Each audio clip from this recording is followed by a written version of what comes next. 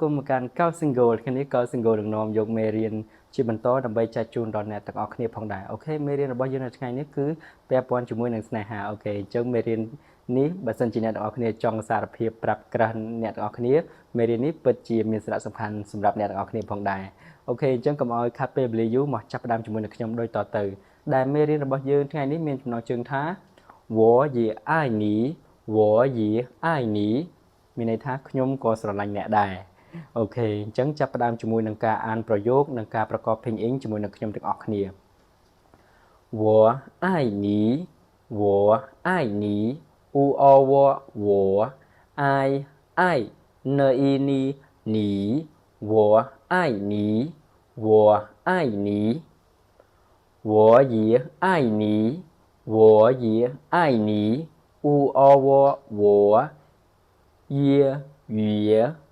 爱n i ni 你我也爱你你为什么爱我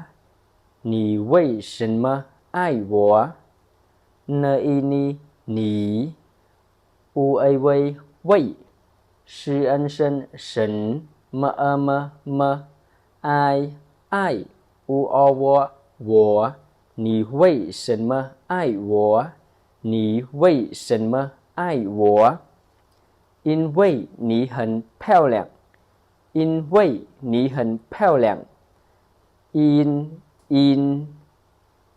u a v 为n i ni 你 h n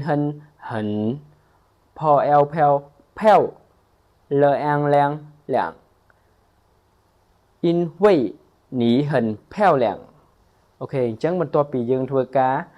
អានប្រយោគហើយនឹងប្រកបពេញអីមកខ្ញុំនឹងបកប្រែជូនអ្នកទាំងអស់គ្នាផងដែរអ្នកទាំងអស់គ្នាកុំភ្លេចកត់ត្រាចូលក្នុងសៀវភៅអ្នកទាំងអស់គ្នាដើម្បីការចងចាំផងដែរអូខេអញ្ចឹងមកចាប់ផ្ដើមបកប្រែជាមួយនឹងខ្ញុំទាំងអស់គ្នាអូខេអញ្ចឹងឃ្លាទី1របស់យើងអានថា我爱你我爱你ខ្ញុំស្រឡាញ់អ្នក我ខ្ញុំ爱ស្រឡាញ់你អ្នកអូខេខ្ញុំស្រឡាញ់អ្នកឃ្លាជាបន្តរបស់យើងគឺ我也爱你我也爱你ខ្ញុំក៏ស្រឡាញ់អ្នកដែរខ្ញុំក៏ស្រឡាញ់អ្នកដែរអូខេ我ខ្ញុំយានេះដែរណាអ្នកនរគ្នា愛ស្រឡាញ់នេះអ្នកអូខេ我也爱你ខ្ញុំក៏ស្រឡាញ់អ្នកដែរ你为什么爱我你为什么爱我ហេតុអ្វីបានជាអ្នកស្រឡាញ់ខ្ញុំអូខេ为什么នេះហេតុអ្វីណាអ្នកនរគ្នាហេតុអ្វីបាទ你为什么爱我ហេតុអ្វីបានជាអ្នកស្រឡាញ់ខ្ញុំអូខេឃ្លាជាបន្ត因为你很漂亮因为你很漂亮ពីព្រោះអ្នកស្អាតខ្លាំងណាស់ពីព្រោះអ្នកស្អាតខ្លាំងណាស់អូខេអញ្ចឹងហិននេះខ្លាំងណាស់ណាអ្នកនរគ្នាបាទ in way នេះពីព្រោះអូខេ